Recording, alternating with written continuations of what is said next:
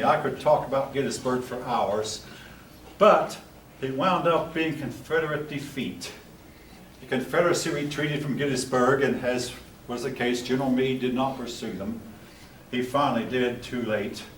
But anyway, Battle of Gettysburg, Lee did not realize it was a turning point of the war. The Battle of Gettysburg ended on July 3rd. Well, on July 4th, Vicksburg, down here on the Mississippi River in Mississippi, fell also.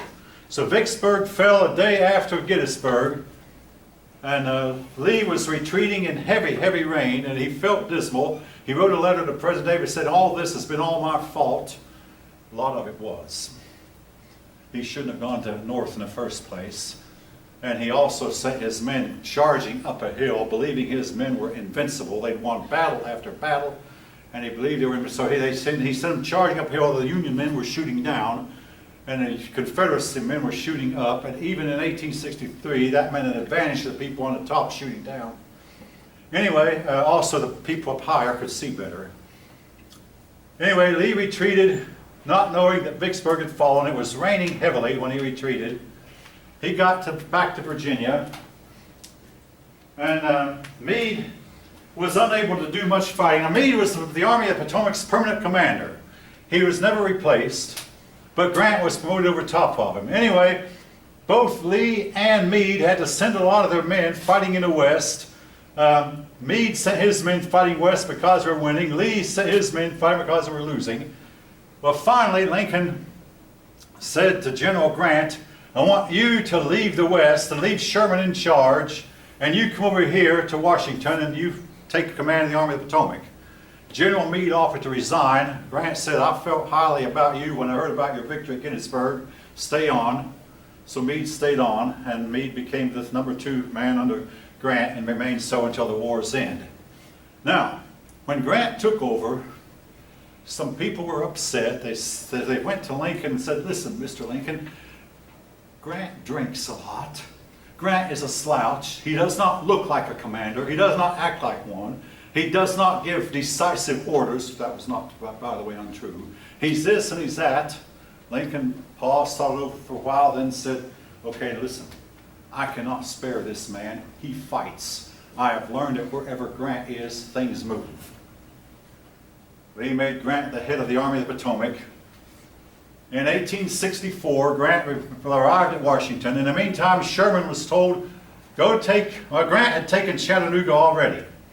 Sherman was told, "You go march into Atlanta, and then march from Atlanta to Milledgeville, and then march from Milledgeville to South Carolina, well, first to Savannah, Georgia." Sherman did. Sherman went and tore up everything in his path. He took up all the railroads, and he'd take the rails and get the center of the rails really hot, then have his men wrap the rails around a tree, and once that was done, you could never straighten them out. I mean, hey, folk, I learned when I was a kid, you bend metal, you can never bend it back again. Well, now you can, but when you're a kid, you can't. But when you bend something like a rail around a tree, it will never straighten up. So those rails were completely ruined. Anyway, Sherman marched down through Resaca. He fought a battle at Kennesaw, in which he lost. Again, he made the mistake of attacking the Confederacy at the top of a mountain, and Kennesaw is located nearby. It didn't work. But Sherman went on to Atlanta, and he burnt the city of Atlanta to the ground. But he said as it burned, he said, "I know these people, that they will build a more beautiful city than the one I have burned down." And guess what? He was right. The people of Atlanta did rebuild a more beautiful city. Then he went from Atlanta to Milledgeville, the capital. Atlanta was not the capital. In those days, Milledgeville was the capital of Georgia. And he took Milledgeville. Some of his troops went in the capital, and they held a mock legislative session in which they voted Georgia back into the Union. Georgia did not rejoin the Union then, of course. Then the army marched from Atlanta to Savannah and burned everything a mile wide, didn't leave a blade of grass, destroyed every bridge, destroyed every tree, basically cut the Confederacy in two, and especially they destroyed the railroads and the bridges and whatever. Got to Savannah, took Savannah, he went to Fort Pulaski. Then he went from Fort Pulaski. Fort Pulaski had been captured by the Union at the beginning of the war. Then he went up to South Carolina, which had started the war. and he destroyed everything in his path in South Carolina. As he got up to North Carolina, he was hoping to hit General Lee from the rear in North Carolina. He didn't quite make it that far because the war ended. In the meantime, now, General Lee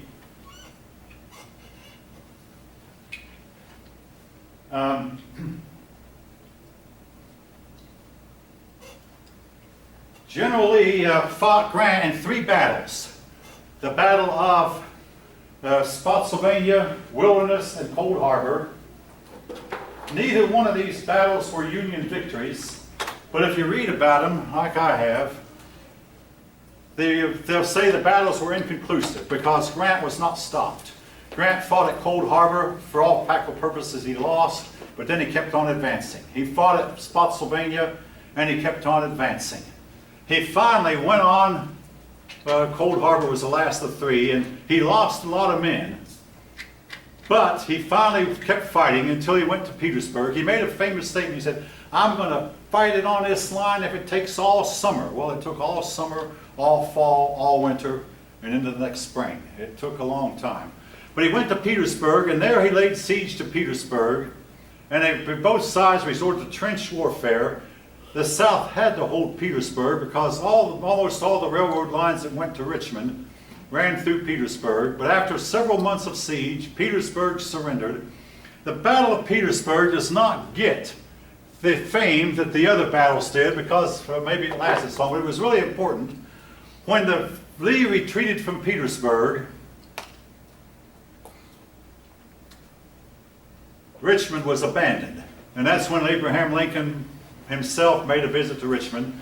Jefferson Davis fled from Richmond, hoping to take over and carry out the war from Alabama.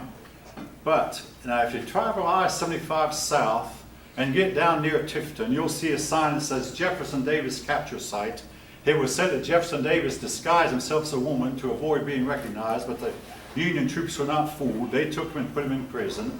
So with Davis gone, the Confederacy had little chance. In the meantime, Lee and Grant kept on fighting it out. In 1864, the Democrats chose George McClellan as a candidate. He promised peace. A lot of people predicted Lincoln's defeat.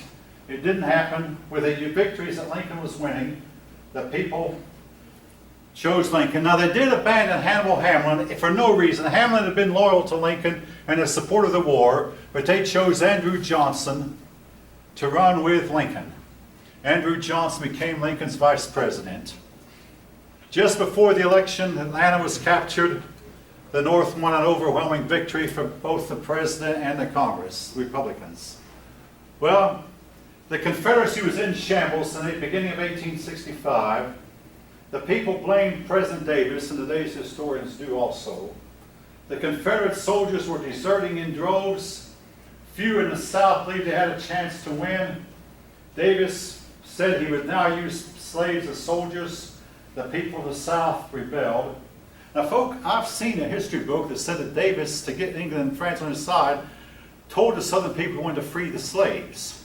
Now, but I can't find that documented now. But anyway, he might have decided to try to free the slaves as people would not hear to it.